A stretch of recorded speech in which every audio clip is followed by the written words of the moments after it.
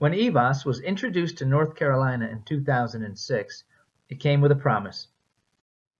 Evaas was going to usher in a paradigm shift. It gave us the buzzword of all buzzwords in our field, growth.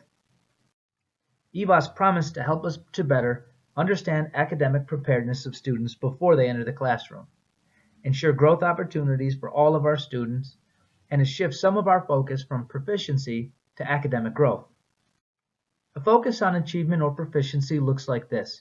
Students either are or are not able to meet specific standards at the end of a school year.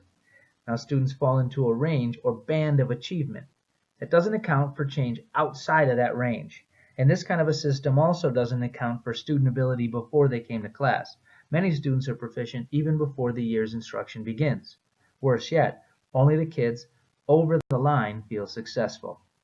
Evaas gave us the option to look at the way our students changed over the academic year. It provides us with an estimation of each student's academic preparedness to use in setting a goal for the year and tracking growth and progress along the way. Without changing the way we manage the curriculum or structure the learning in our classrooms, however, that change between groups of students would be unbalanced. Evaas would help keep us from teaching to the strengths of the majority or from a one-size-fits-all approach to the curriculum. And best yet, it would allow all the students an equal opportunity to feel successful. The Evaas model focuses on academic gains rather than raw achievement scores. Schools and teachers don't have control over the achievement level when children walk in the door, but they do have control over how much that level is raised during the year. Dr. William Sanders, the man responsible for creating Evaas, said that if that is sustained over time, it becomes like compound interest, and what you see is populations of children constantly rising to higher and higher levels of achievement in later grades, regardless of where they started. How do you feel about Evaas? If I were to guess, I would guess that you hate Evaas, and you probably have a lot of good reasons for that. But how does Evaas feel about you? Evaas doesn't think that you're a good teacher or a bad teacher. Evaas leaves all of the thinking to you. It's true. Evaas doesn't know you. It's just a tool. If you know what this tool is and how to use it, I'm willing to bet you see it is pretty useful. If you don't know what it is or how to use it, though, it can be pretty intimidating and gruesome looking and a contraption that you'd rather keep your distance from.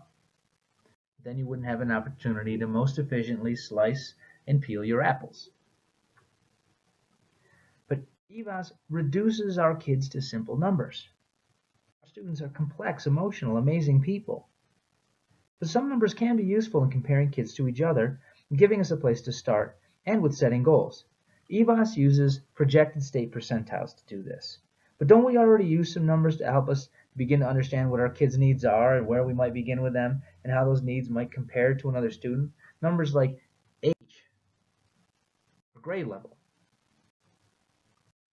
Now, some numbers are more useful than others when we talk about people and can give us a better picture of the experiences that they bring with them or the support that individuals might need, like the successful number of fires that a firefighter has been through, or the successful number of surgeries that a surgeon has had, or the years of experience of a teacher,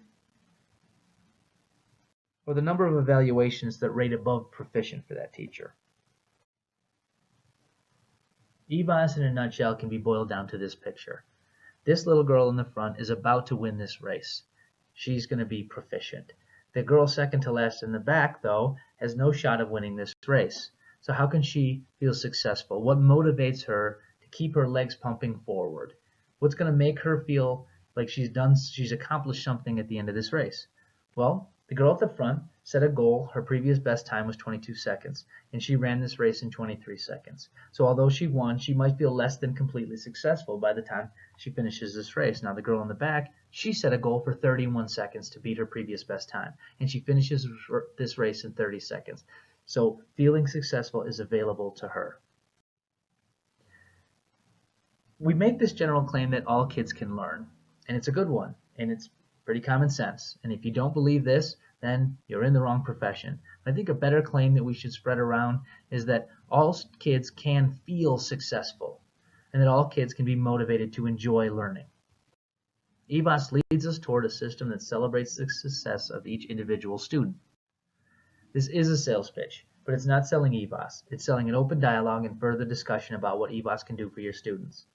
Stay tuned for other 5-minute videos that talk about Evaas and how GCS use it to move forward.